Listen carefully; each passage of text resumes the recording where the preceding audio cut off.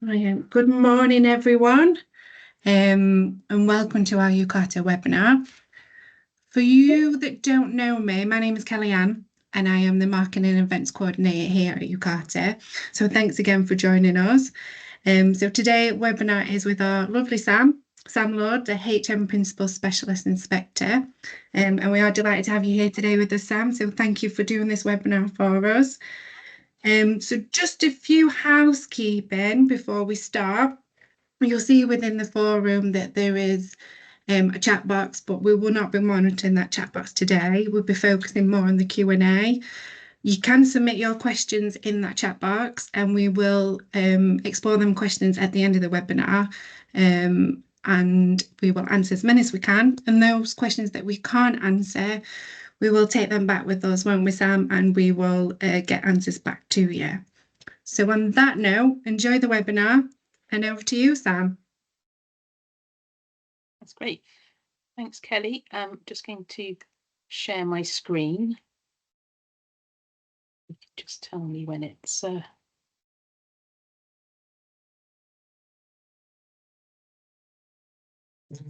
Is that okay? Yep. Yeah, perfect. Sam, I can see that. Great, thank you. Wonderful, that's great.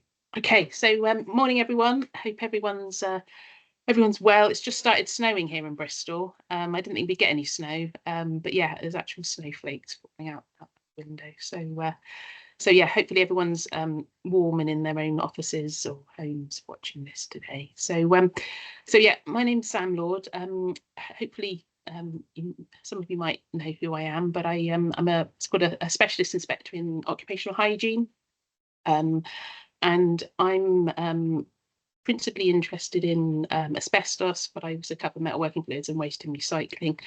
And my role is something called a technical strategic lead. So what that means in practice is I do a lot of work like this, a lot of external stakeholder engagement, talking at a lot of events. So some of you may already heard me already this year, but I also support inspectors who are out inspecting asbestos-related issues. So whether that's duty to manage, licence works. And I do also working a lot with policy colleagues and the campaigns teams as well. So it's really, I like to see myself as that sort of link between, what sort of happens in other parts of HSE, but also sort of making it sort of relevant to what actually happens in the actual world, really. So hopefully that explains that. So what I'm going to cover today, just sort of like an update really, but I've sort of separated it into these six areas. First of all, have a look at a bit about policy, because that's very topical at the minute. There's lots going on in that area. A little bit about science and research, what's happening, what work's happening in my colleagues who are based in the Buxton lab. You may be aware of that. And then under the topic of compliance, a little bit about the Asbestos Technical Working Group, which is what I chair. It's a really good group, and we very much sort of look to try and plug a few gaps or address some industry issues, and we've recently published a few guidance notes on that, so I wanted to raise awareness of that. HSE guidance update, there's been some new guidance, some new web pages over the last 12 months. Then a little bit about our inspection activity, what our inspectors are going out looking at in terms of asbestos currently. And finally, a little bit about the campaigns. So most of you, hopefully, and I know UKATA have been very supportive of the campaigns that we're running at the minute and that are still going. So all those last sort of four elements, actually, when we talk about compliance, it's not just about, obviously the compliance is set by what the law says, and that's informed by science and research, but the actual delivery of compliance can look like it requires a lot of extra things. So inspections, guidance, and campaigning, making people aware that asbestos still really is something they need to be aware of and be alert to the risk. So hopefully that's going to be okay.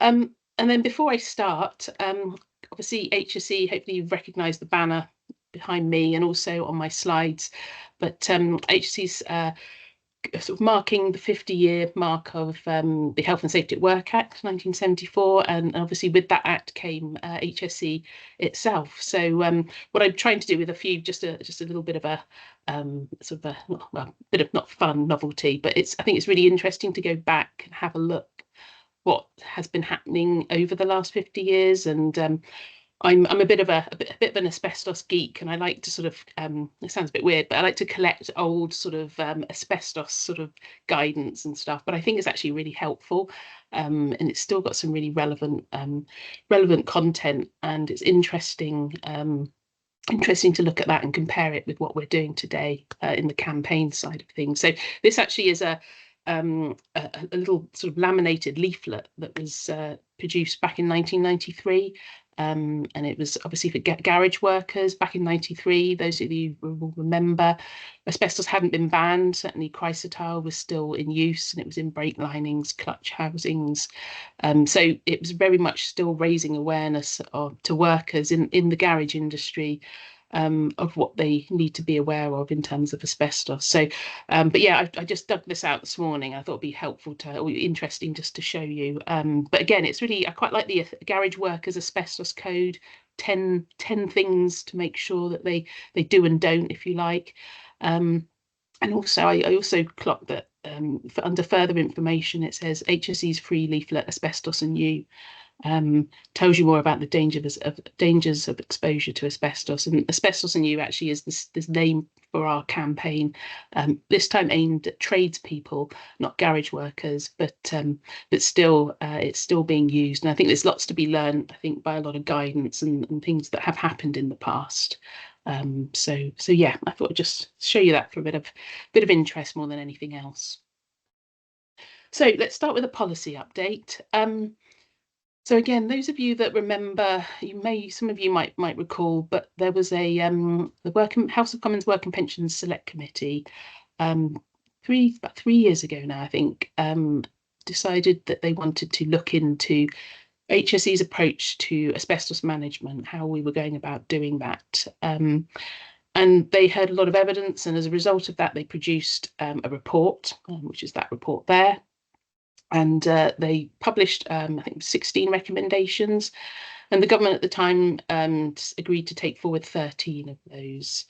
So that is basically what we've been doing very much since those recommendations came out in 2022, and that sort of sets the scene for a lot of the work that my policy colleagues are doing. But also, you'll have noted the increase in campaigning, the increasing in inspection activity as well, and that's all driven from the recommendations in this report.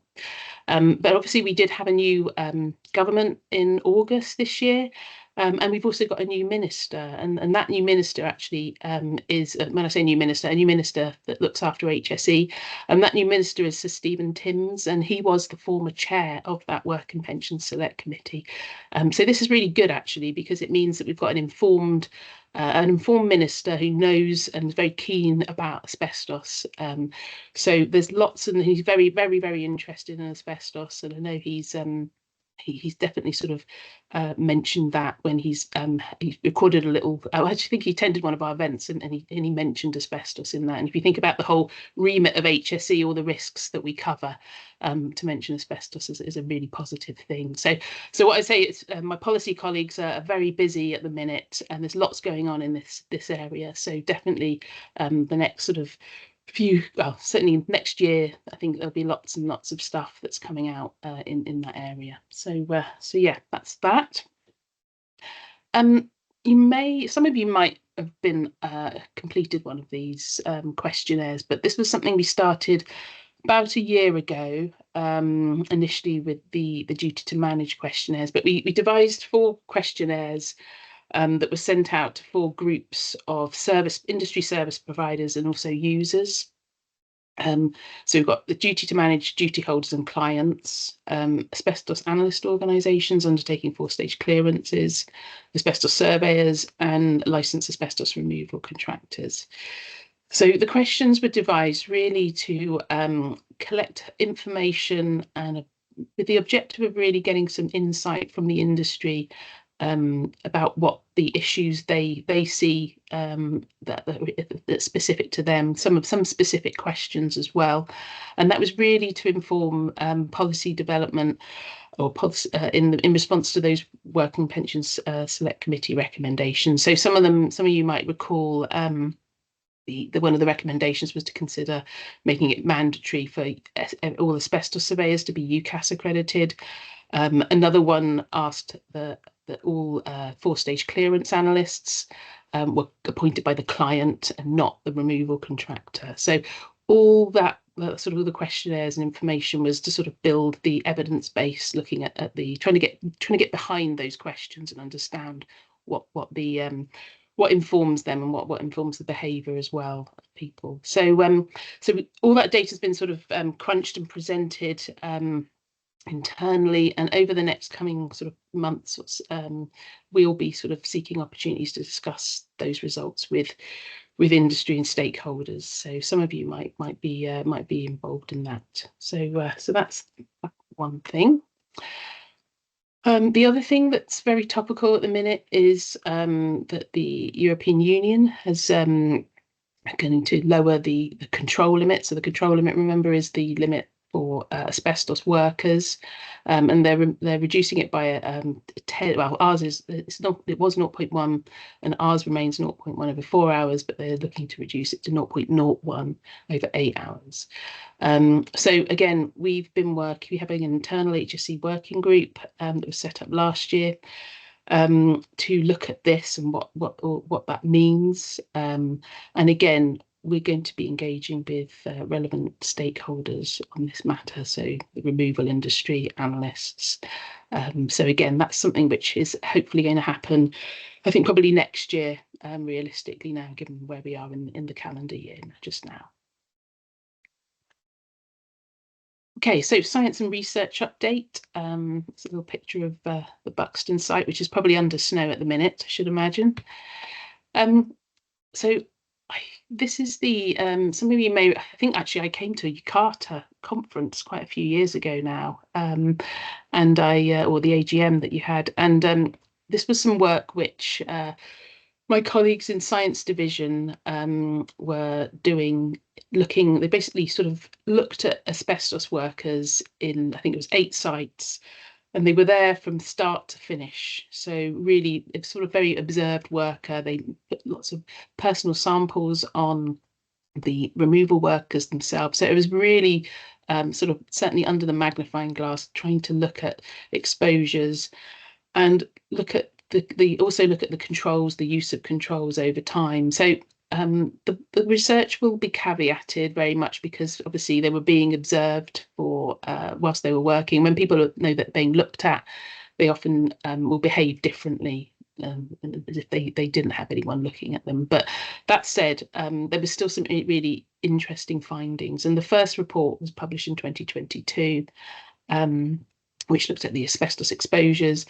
But the other 2 reports, the use of control measures during licence removal and the effectiveness of 4-stage clearance procedures, they're due to be published soon. The control measures one I know is going to be published in and around the start of December. So look out for that one. So yeah, just to make you aware of those coming up. More recently, though, the work that my colleagues have been doing in science division is, again, this is linked to the recommendation I mentioned about mandatory accreditation from UKAS for all asbestos surveyors. But to inform that, we wanted to have a look at a range of asbestos survey reports from both UKAS and non-UKAS accredited organisations, and basically review them against the criteria in HSD 264, which is the Asbestos the Survey Guide. So we got a lot of the survey reports from our inspection activity. Actually, got a range of half UKAS and half non-UKAS accredited, and they were basically assessed against a sort of a weighted matrix that basically looked at the criterion 264. But as well as that, obviously that's just looking at the report itself. That's not really getting under the sort of looking at what the actual surveyor did when they were on site, because that could be different. So in addition to this, my colleague Martin Saunders has been out to a number of sites to basically, with the survey report that he has, and then looking at various parts of that survey actually on site. So really to check what the survey report says against what actually is on site, the circumstances on site, but specifically sort of looking at areas of where there's no access or limited access, verifying that with the caveats reasonable, because caveats are still one of those issues that we have in survey reports. So and yeah, that will add to the evidence base for that recommendation about making accreditation mandatory. Okay, so next I wanted to talk about the asbestos network and specifically the technical working group update. But before I do, hopefully those of you who will be aware of the asbestos network, I know UKATA has representation on it, both the network proper and also the technical working group.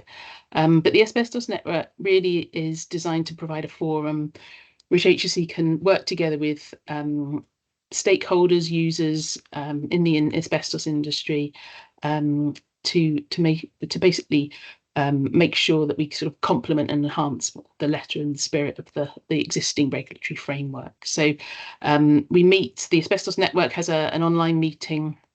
I think it's about three times a year. Actually, this week is the last meeting of this year. But within the network, we also have working groups or subgroups.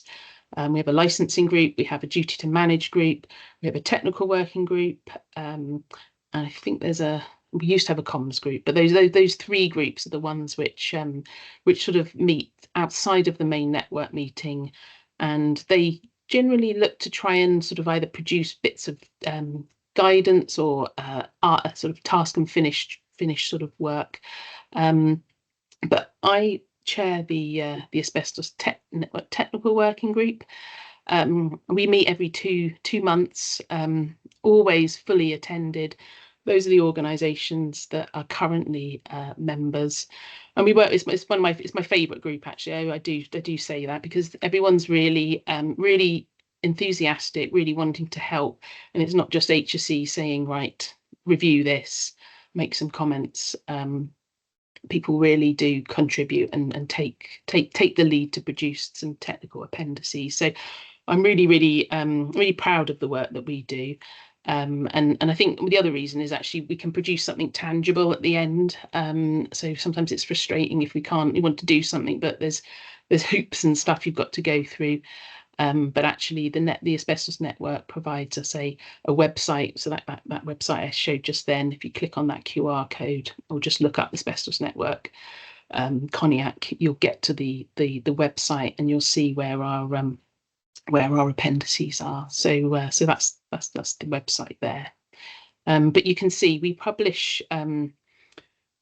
what's called appendices, or they used to be asbestos. It used to be called the Asbestos Liaison Group, the Asbestos Network, or memos. So these are basically where the industry's identified areas that need clarification, or sometimes a lot of this is actually what I call compliance drift. So people are not doing things which perhaps they should be doing. And so it's really about trying to remind them, and by producing these appendices, which can be very either accessed directly from here or accessed via the member organisations' own websites. It helps to remind the industry or clarify the industry some of these issues. So the three that I've sort of highlighted, which are the most recent ones, I'm just going to go through just now. So this one came out, I think it was last August actually, so 2023. This really looks at personal sampling, employee health and exposure records. And hopefully you'll be able to see that the guidance is aimed at removal contractors primarily, but actually this one in particular also is relevant for both analysts who are doing the personal sampling, but also clients as well. And we've tried to make them a little bit more sort of visual, very sort of try to make them clear, lots of annexes, so that people can sort of access them and look at them, and sort of but the idea is to provide clarification. So if they're too complicated, then they're not doing their job. Although some of these topics, as you can imagine, personal sampling can be quite there's quite a lot of content to them. But yeah, so please have a look at these, and please sort of promote these, any of you that have training organised or do training in this area, because I think they're really, really helpful. And again, we always say any feedback, please feedback via your UKATA representative on the technical working group, which is Gareth Jones. So he's the person to contact, and we always actively ask for feedback, because these really are written for removal contractors, and if they're not doing what they need to be doing, or we can improve them, then that's something we want to do as well.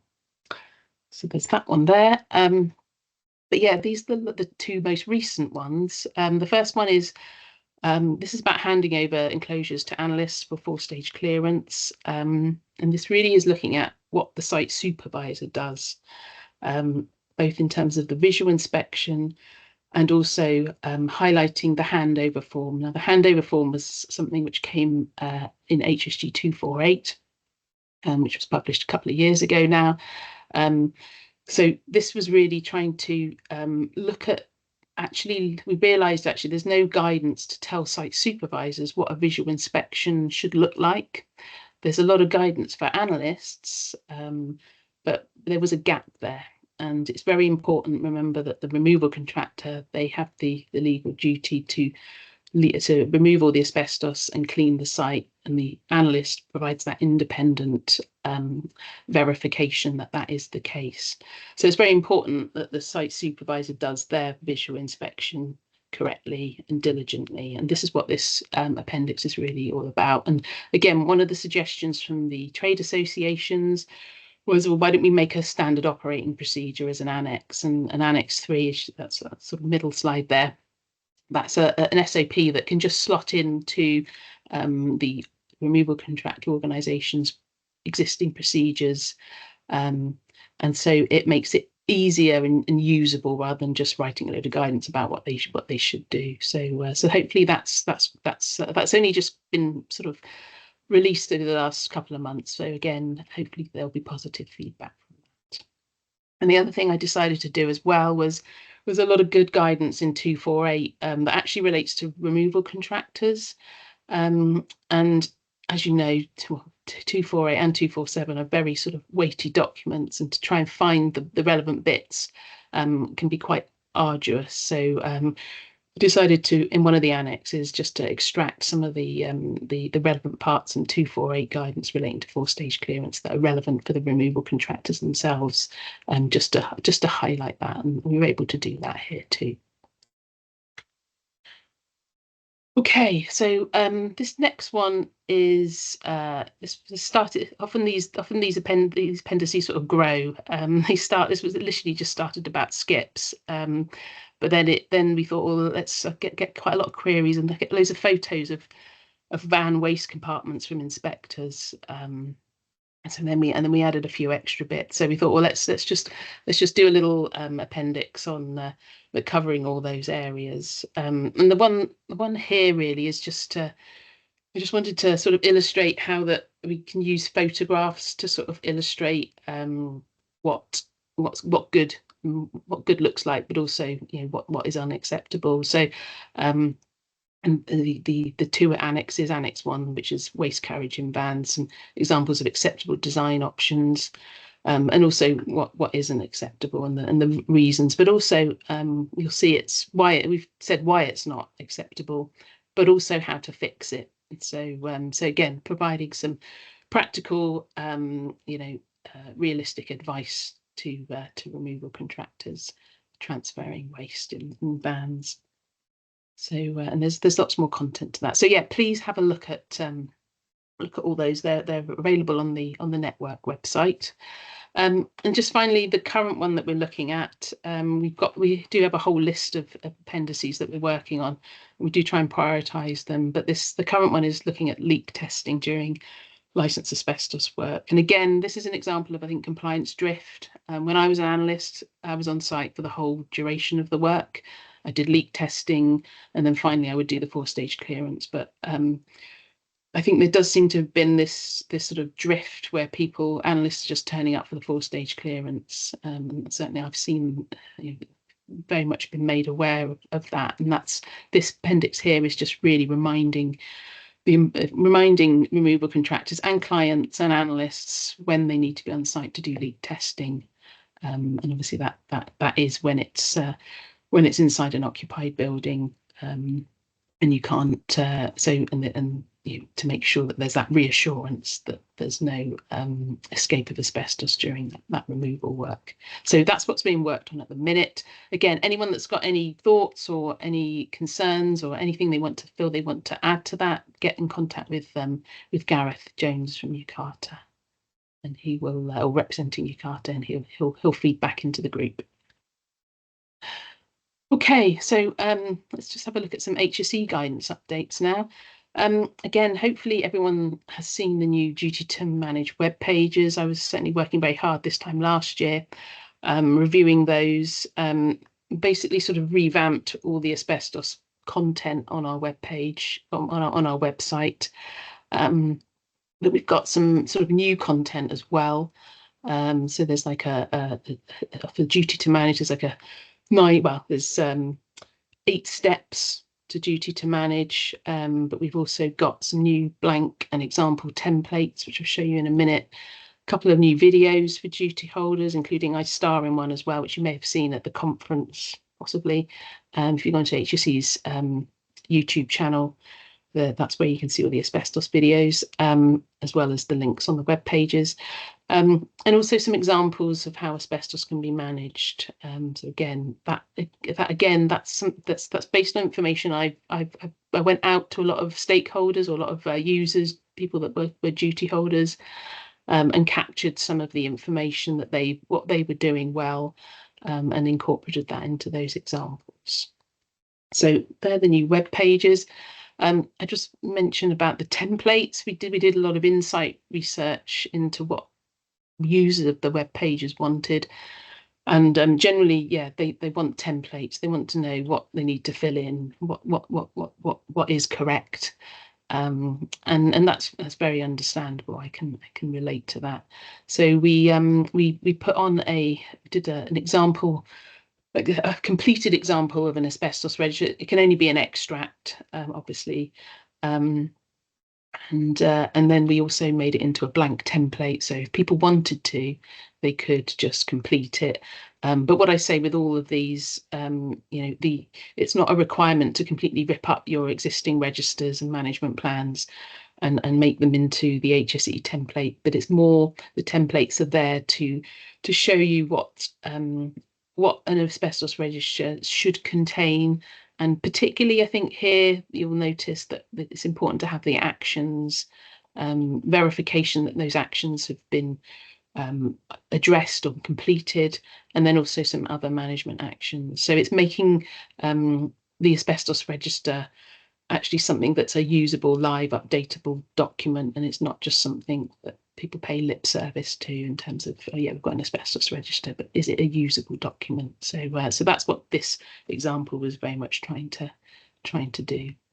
And similarly with the asbestos management plan, again, this was a template, and this was actually informed by the Asbestos Network Duty to Manage group. They were very much involved in reviewing the content of this. And I think I can't remember how many pages, but it's quite lengthy.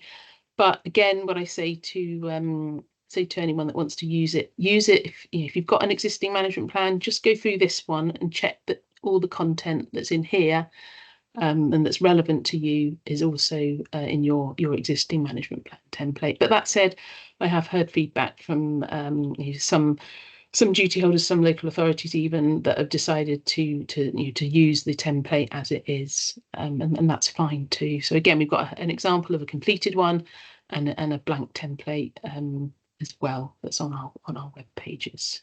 Okay. So little bit about our inspections that are happening at the minute.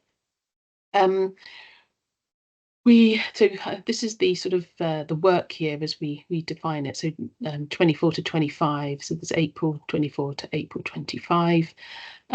Currently, inspectors are doing what's called the local authority head office visits.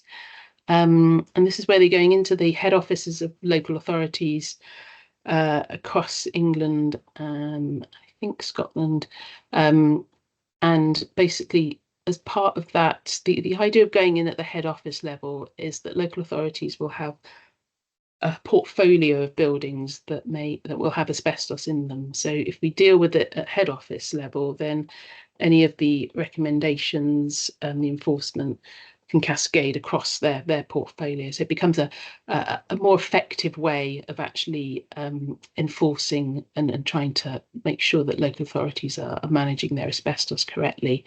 But as part of that, there'll be the head office visit, but also 4 site visits to the premises that contain asbestos within that local authority. So they're happening at the minute. But actually, every single time an inspector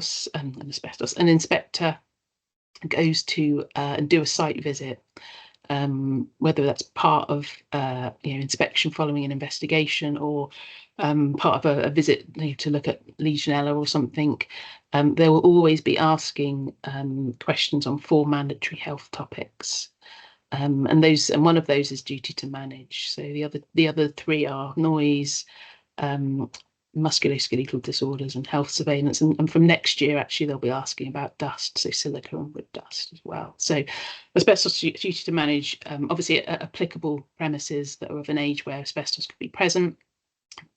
Inspectors are asking and checking the asbestos management arrangements in place there. And the other side of things, obviously, is the licensed asbestos inspection programme. That's an ongoing programme. That's where inspectors will go in and look at removal contractors' work, and that runs every year. So that's happening as well. And just sort of covering a few stats on that whilst we're on that topic.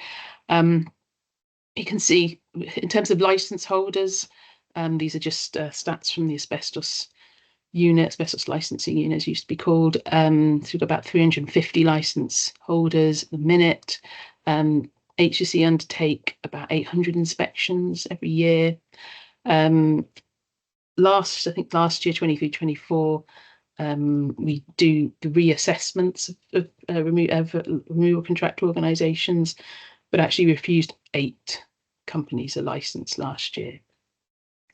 And this year, actually, inspectors and assessors are checking face fit tests and medicals. So there's normally a sort of a drive to look at a certain aspect. So that's what's happening in that programme. And just for interest, again, I just thought it'd be interesting we have both us and the local authority, who are the other enforcing agents, about 22,500 notifications. So this is licence removal notifications. 3/4 of them are for asbestos insulation board removal, 20% asbestos insulation, so pipe insulation, and then the smaller percentages asbestos spray coating and other there. So I just thought it was interesting. That hasn't really changed the last sort of couple of years. And I suspect it probably won't change too much either. I thought I'd just take the opportunity whilst we're looking at licence removal, and I mentioned earlier we were looking at focusing on face fit tests, and this is something that came up looking at a face fit test report, and it mentioned about the person that was being tested had a goatee beard at the time. And then we looked a bit further into this, and again, this is an example, I think, of sort of compliance drift, where where it's quite clear what we say in our guidance, which you shouldn't have any facial hair in and around the face seal. But what they were sort of suggesting, and I wear this mask actually as well, and I've got one here, and I thought, well, I would try it on, see what they're saying. But you see with that sort of pink bit of the chin cup, that depending on me, that doesn't actually touch my chin. because it's not tight enough. But and I think that's what they were saying was, if it's not touching it, how can it be a seal? But we went to 3M and just to verify who are the supplier of this particular mask, and they verified that all parts of the face seal, so that's everything that's grey basically in that photo, that bottom photo, including the chin cup area, are the sealing area, and the wearer needs to be clean shaven around all parts of the face seal. So this sort of goatee creep, I think, that's happened really needs to be, sort of stamped out. So again, the way we've done that, we've gone to fit, and just to say to make sure all your fit testers are reminded that people with facial hair anywhere around the seal and what the seal constitutes in that particular mask is not part of the manufacturer's use instructions from 3M. And the reason for this actually is, people have different shaped faces, different shaped chins. So in some cases, the chin will actually be the sort of very much sealed against that. So it's important to have that consistency. And even though obviously it's the employers and the employees' responsibility to ensure that they are clean shaven. So yeah, I just thought I'd mention that to try and promote that message. So campaigns update. We're running 2 campaigns at the minute. Asbestos Your Duty. That's really about raising awareness about the legal duty to manage asbestos in buildings, and the Asbestos and You campaign, which I sort of referred to earlier, and that's really very much aimed at risk of asbestos to tradespeople, and the sort of the age group that's targeted is 18 to 34, because a lot of people actually, I was talking about the history of asbestos, and certainly people my age, or I've been involved in asbestos for some time now, but a lot of younger people won't be aware, and they might think it's something of the past, it's something that happened that doesn't exist in buildings anymore. So which clearly isn't the case. So it's really very much about reminding people that asbestos is still present, and things they must make sure that they do, and that's what the Asbestos and You campaign's looking at. So both those campaigns are still active and live, and you'll see there was a pause whilst we had the election, but things will be ramped up again. So there'll be new and different content coming out over the next sort of few months, 3 months, and hopefully beyond. But Asbestos Your Duty resources, again, I've got the QR codes there, which you can click on. There's a video explaining the steps of the duty to manage in buildings, and the templates that I was referring to earlier, and the web pages, they're all on that digital one-pager. The other things that we've done, there's a webinar which I'm hopefully going to have time just to go through a few of the findings from that. But we did a free webinar back in May this year. So I sort of speak for 15 minutes, which was a challenge actually. It's like, hey, I've only got 15 minutes, but no, the webinar was only an hour, and I had to share it with the 2 other colleagues. So I had 15 minutes to speak. But actually it was a really good exercise because I was able to sort of really get down to some of the nubs of issues, and I did very much focus on what I'd be trying to do whenever I speak these days, is these sort of the 3 documents for duty to manage: the survey, the register, and the management plan, and sort of talked very much about those to try and sort of create a little bit of clarity on what those things are, and I'll have a look at that in a minute. So there's that webinar, and that's still available. And as a resource, a free resource for people to sort of look at and sign. What the webinar tried to do really is to signpost and make people aware of the new guidance and on our web pages. So that's really what it was designed to. But we were able to add a little bit of additional content in there as well. And then there's a podcast. It's my very first podcast, probably my last one. But yeah, it goes on for 45 minutes. You can't rehearse these sorts of things. So fortunately, we did have I think it's Craig Barker from Marks and Spencer's, and he was able to provide a good insight into how Marks and Spencer's manage their asbestos. So yeah, that's available on our podcast channel as well. But in terms of the campaigns, they've been really, really successful. You know, the campaigns team have ways of measuring, you know, who accesses the different parts of the of information and where. And it actually helps them inform and retarget and look at what areas are better subscribed than others. But yeah, 25 million sort of, I think, hits, that's probably what that means. But more specifically, almost three quarters of a million page views. That's probably up to 750,000 now, and 90,000 downloads, which are huge numbers. And then, yeah, that webinar I was just referring to, we had 7,000 registrations.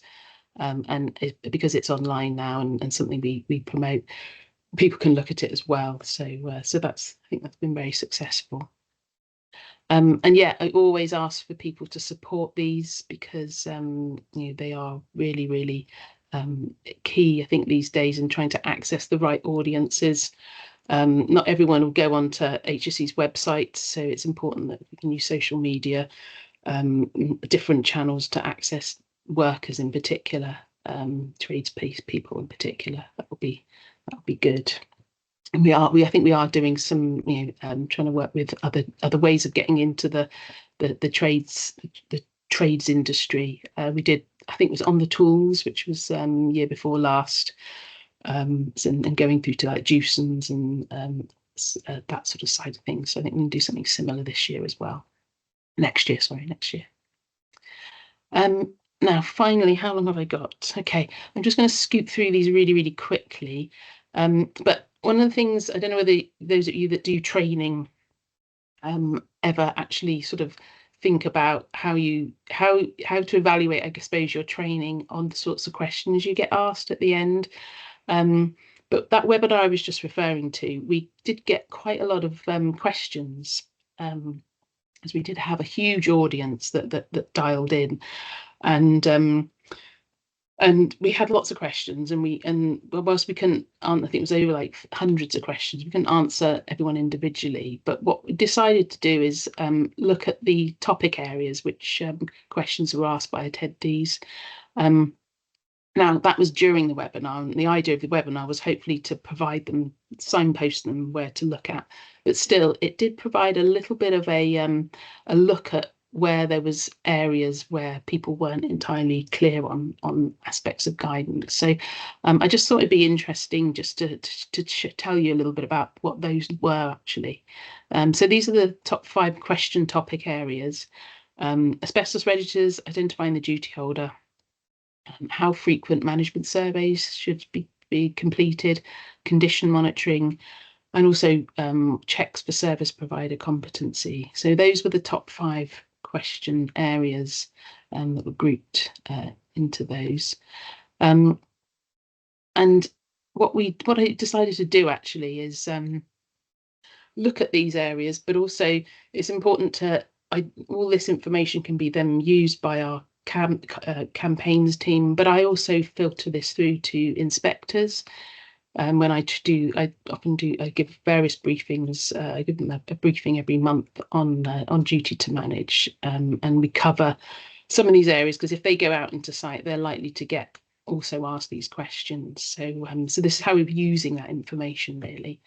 But yeah, asbestos. So again, those of you that do duty to manage training, this might be helpful as well to yourselves.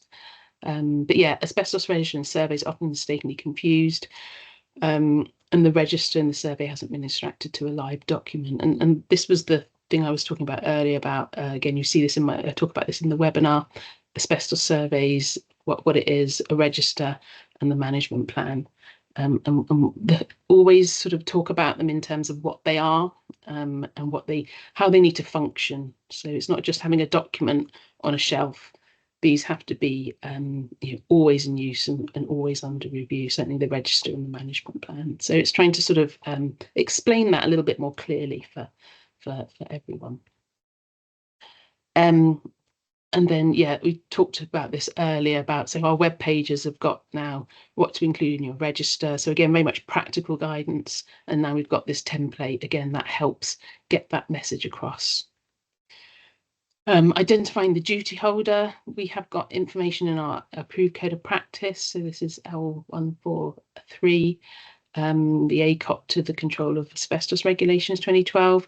And there's also a table in there that tells people how to identify duty holders. But I still think there's a little bit of confusion about what's a duty holder and what's an appointed person. And because a duty holder for regulation 4 of the asbestos regs is very specific, and it's all of the other asbestos regulations, the duties on the employer.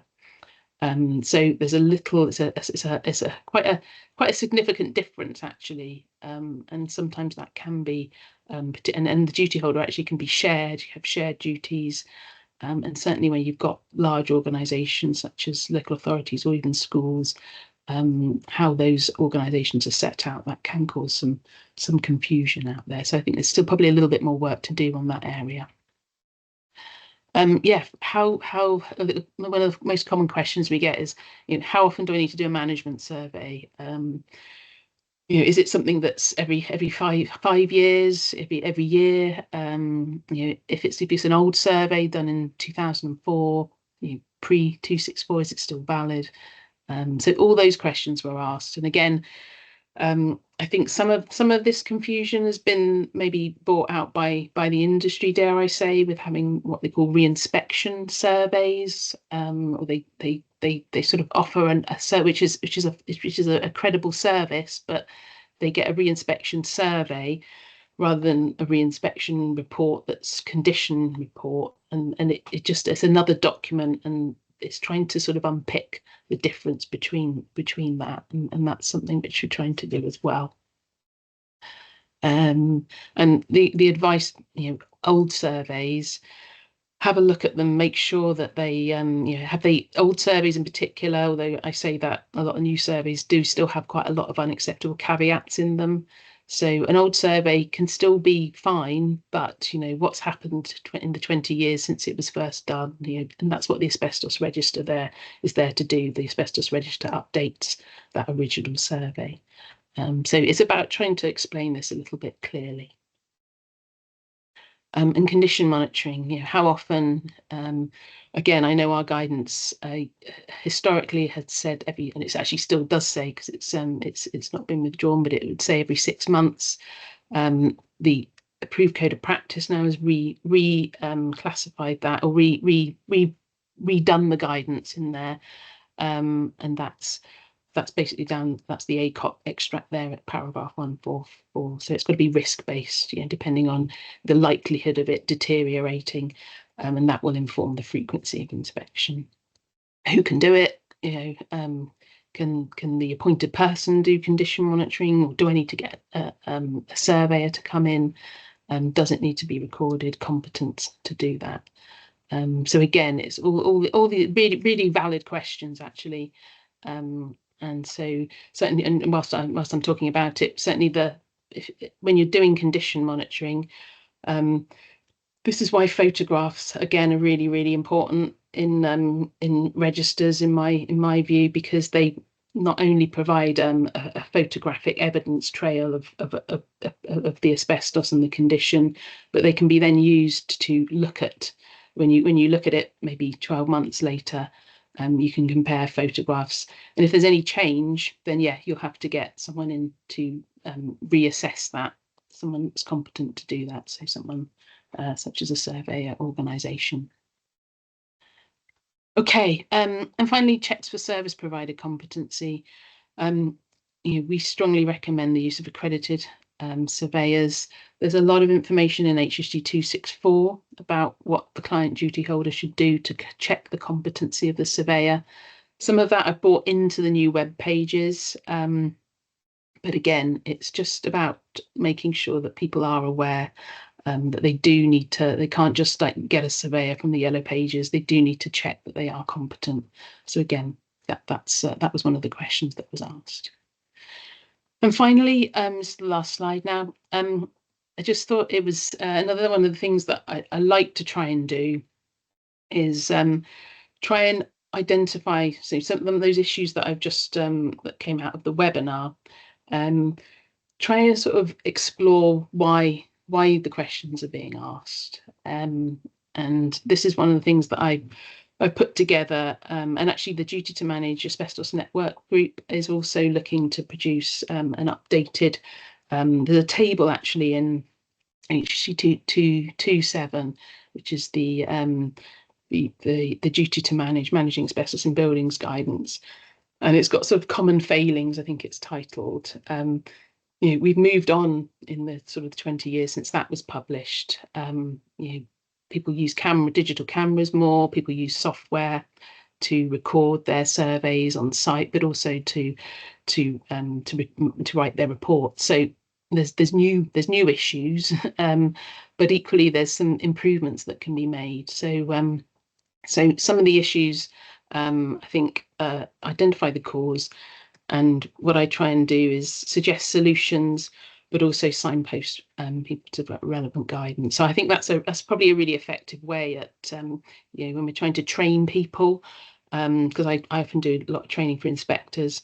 Try and identify the problems which they're going to come on site, explore why, and then solutions signpost which can be given to both the inspector but also the duty holder as well. So hopefully that was interesting, helpful. Thanks very much for listening. And yeah, I think we've got questions now.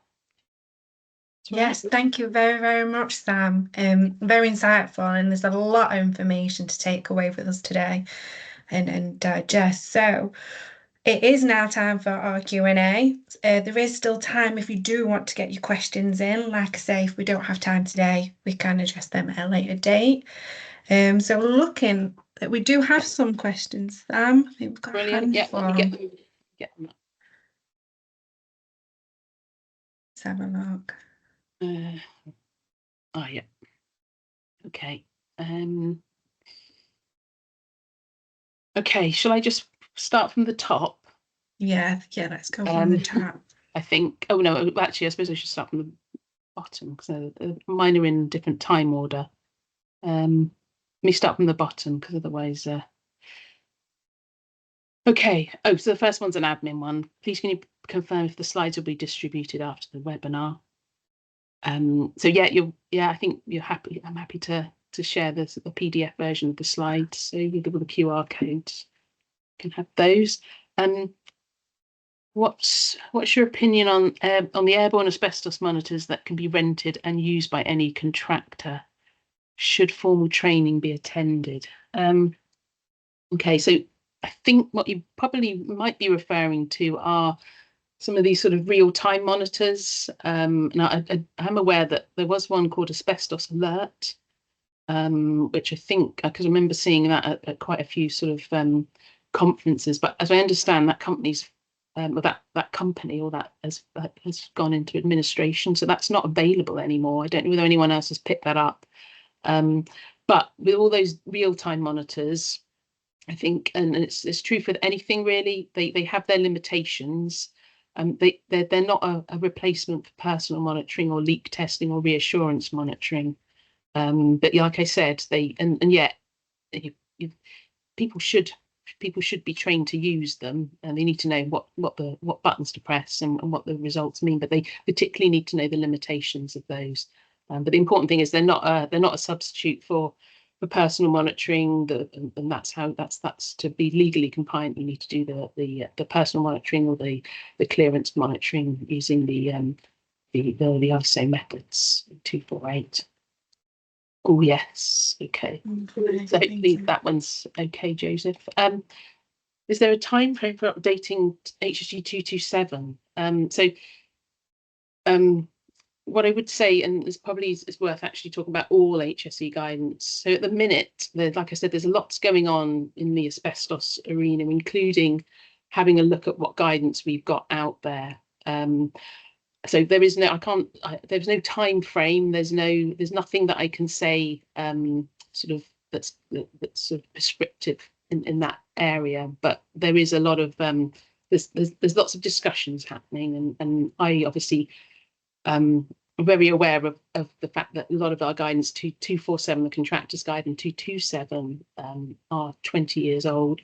The web pages have tried to update that, and the ACOP and the guidance in that also updates that.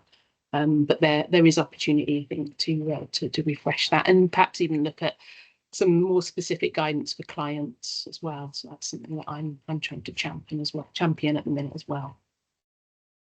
Okay. Are the HSE going to look at duty holders who only allow access to an electronic asbestos register when they attend site? Is this acceptable under Reg 4? Due to time limitations and people gathering all the important information. Okay. So yeah, people can have an electronic asbestos register, and when HSE inspectors go to site, certainly when they go to a school inspection or local authority inspection, they'll be the local authority of the school will be notified of them attending, because they need to get the right people and the right documentation there. When inspectors just go to a site and they ask generally about duty to manage, they won't have alerted the site that they're coming. But actually, it is a good test, both inspections really. If they've got an electronic version, you know, can that actually still be accessed, and can the information be easily and clear, and how does that information get communicated to the right people, so contractors, people that are planning to do work on site. So so I think an electronic asbestos register is fine. It's not unacceptable, but it's very much about how the asbestos register, whether it's electronic or paper based, actually does it do what it needs to do, which is provide information about where the asbestos is to those people that need it. So that's probably the answer to that question. But yeah, I always say, test your asbestos management plan, test your asbestos register in whatever format it is. Does it work? And if there's problems accessing it or problems understanding the information in it, then that's when you've got to review it and check that. And inspectors should be doing that as well as part of their sort of inspection craft when they get onto site.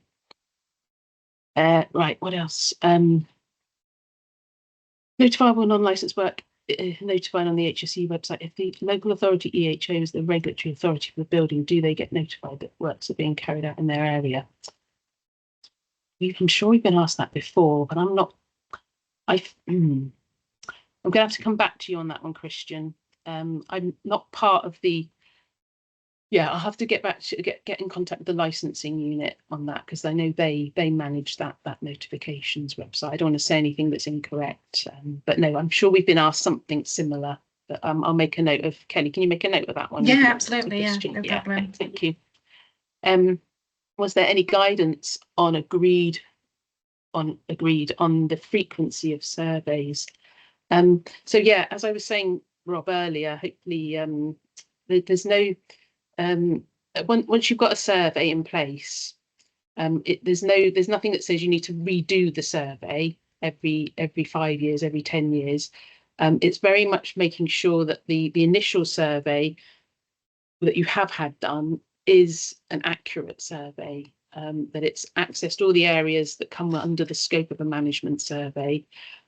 If access wasn't available on the day, or the surveyor that attended site imposed a caveat, so they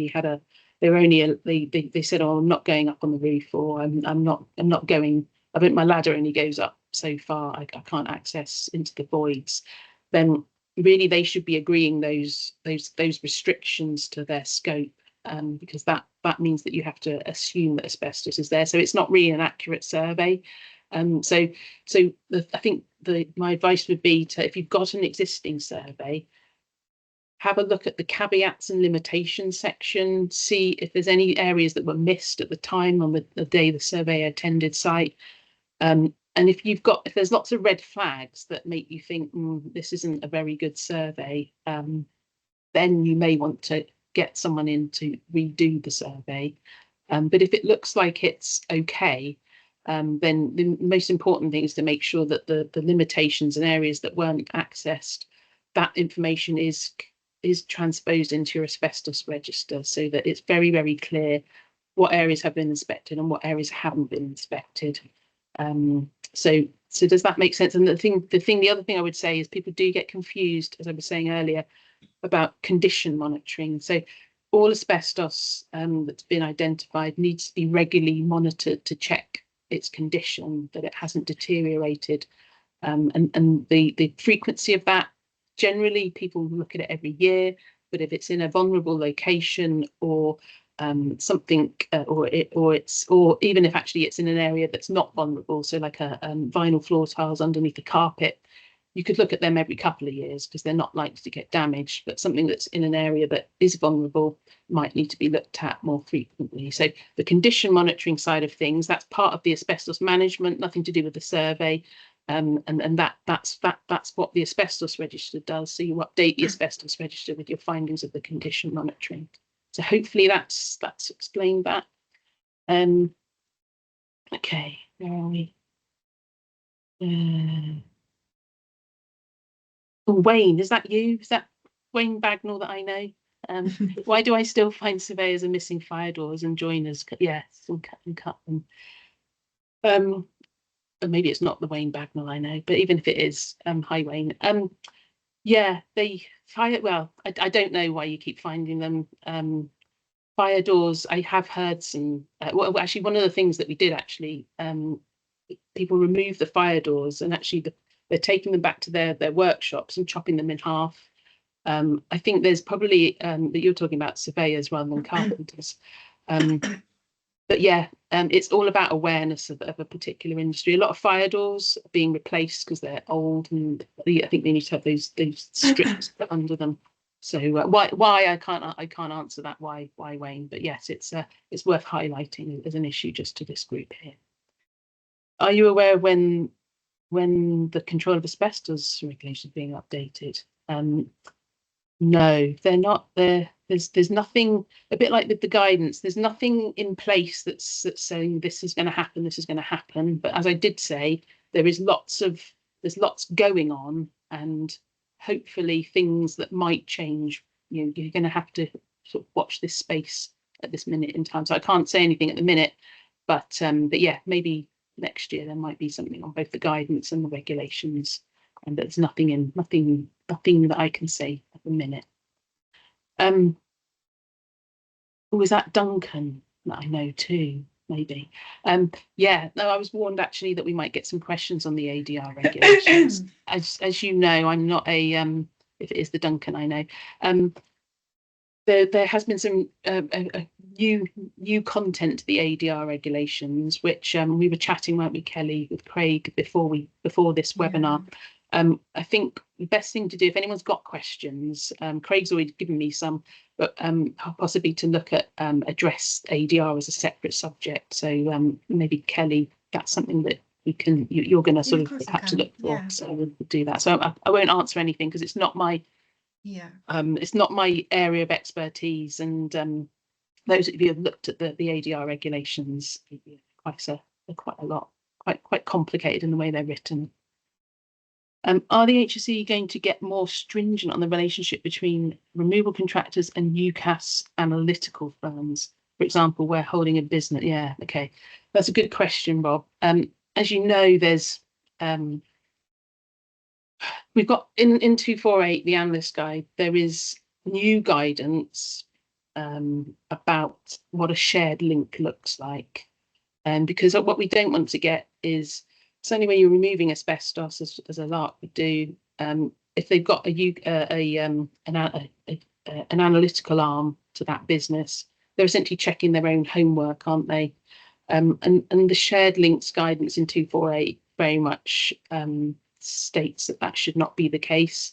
And if that is actually the case, you can report that to up through to UKAS, because it's part of the UKAS accreditation that they need to demonstrate complete independence from the removal contractor if that's part of their business organisation. So I think when you're saying stringent, maybe I mentioned earlier about that recommendation that looked about the client appointing the 4-stage clearance analyst and not the removal contractor, because clearly the removal contractor will probably appoint their own.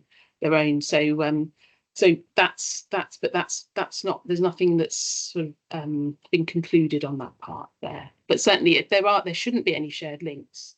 They're going against their UKAS accreditation if that's that is the case.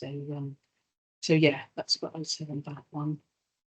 Anything more? I think Anything that's else? it for the questions, Sam. Thank you for answering those. No more. If any more do come through, like I say, we will look at them and get back to everyone. So that will conclude our Q&A and our webinar, Sam. So thank you for today. Thank you to our audience, for everyone that's engaged and asked questions. It does, we do love it when the audience do get involved. I will say that keep an eye out for further webinars with us with UKATA. And like I say, that's it from me. That's it from you, Sam. Yeah, no, thanks everyone for thanks for your questions and being attentive. Yeah, brilliant. Brilliant. So yeah, thanks everyone. Take care and enjoy the rest of your day. Bye.